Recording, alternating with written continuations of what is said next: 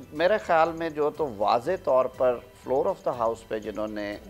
इस तजवीज़ की हमायत की और प्रैक्टिकली ऐवान छोड़ के चले गए, उनकी हद तक तो इस्तीफ़े हो चुके हैं। सब्सक्राइब करें और बेल दबाएं ताकि कोई खबर रह न जाए। जिस तरह से ये कंट्रोवर्सी सारी चल रही हैं, आपने जिक्र किया तहरीक इंसाफ का कि जी वो सिर्फ जमात बाहर रह गई है, तो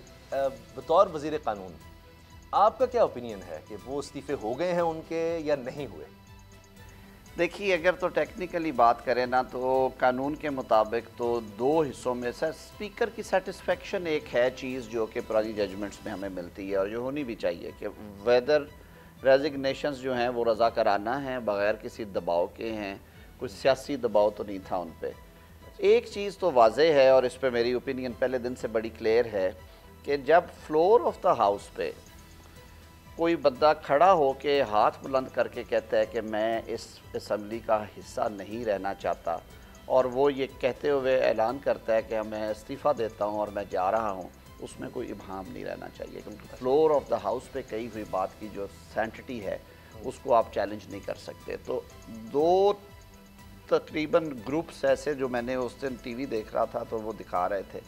शाह महमूद कुरैशी साहब ने जब कहा कि हम नहीं रहेंगे इस असम्बली में और हम इज्तिमाई इस्तीफ़े भी देते हैं और इनफरादी तौर पे भी इसका हिस्सा नहीं रहेंगे, कुछ तरह की गुफ्तगू थी, माफ़ कीजिए अगर अल्फाज में कोई थोड़ी बहुत कमी बेशी रह जाए, और उसके बाद बाकी लोग खड़े हुए, पहली दूसरी रो में तो साफ़ नज़र आ रहे हैं कोई 10-15 लोग हैं, और उन्होंने हाथ बुलंद करके कहा कि हम जा रहे हैं और वो चले गए और बाकी लोग उनके पीछे चले गए।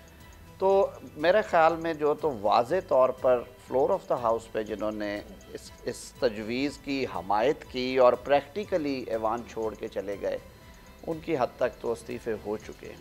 लेकिन मेरे ख़्याल में ये फिर सारी सियासी गर्मा गर्मी के बावजूद मैं इसे सियासी मसलहत कहूँगा कि जो स्पीकर कौमी असम्बली हैं वो अभी तक इस मामले को सुलझाने के लिए कानून या रवायत के, कानून भी नहीं रवायत के मुताबिक उन्हें बार बार बुला रहे हैं। अच्छा, जो इस वक्त सबसे ज़्यादा कंट्रोवर्शियल चीज़ें हुई हैं वो एक तरह से आपके खाते में आ गई हैं। एक ओवरसीज़ पाकिस्तानी के वोट का, या जिसको आप कहते हैं जी इलेक्शन इस्लाहात, और ये बड़ा वाज़ेह था, ये दो एजेंडे हैं, और दूसरा नैब कवानीन में तब्दीलियाँ। इमरान खान साहब कहते हैं जी 1100 अरब रुपया तो जनाब गया, कोई पूछने वाला ही नहीं है, और ये बहुत बड़ा एक काम हो गया है कि अब तो सारे केसेस ही ख़त्म हो गए हैं, चाहे जरदारी साहब के थे, इरफान मंगी साहब को जनाब ओहदे से हटा दिया, नैब तो बिल्कुल ही आपने ख़त्म कर दिया। फिर ये तक कहा जा रहा है कि IMF वो कह रहा है जी आप एंटी करप्शन लॉज को टाइटन करें। पहले तो ये IMF वाला बताइए, इसमें कितनी हकीकत है? कि बिल्कुल हकीकत नहीं है। कल मिफ्ता इस्माइल से भी यही बात हो रही थी, मैंने कहा कि मिफ्ता साहब बताइए कहाँ पे एंटी करप्शन लॉज जो हैं वो टाइटन करने हैं। उसामा, मैं आपको बताऊँ, मैं ये क्रेडिट मैं नहीं ले रहा, ये पिछली हुकूमतों और कई हुकूमतों का है। इंटरनेशनल ऑर्गेनाइजेशंस, चाहे वो यूरोपियन यूनियन हो और GSP+ का मामला हो, चाहे वो FATF हो, चाहे वो IMF हो, उनके कहने पे जितना लेजिस्लेशन कंप्लाइंट मुल्क पाकिस्तान है शायद कोई और मुल्क ना हो। और आपने FATF के मामले में देखा कि उन्होंने हमें लेजिस्लेटिव कंप्लाइंस में 100 में से 98 नंबर दिए हैं, और वो सारे एंटी करप्शन लॉज के हवाले से हैं।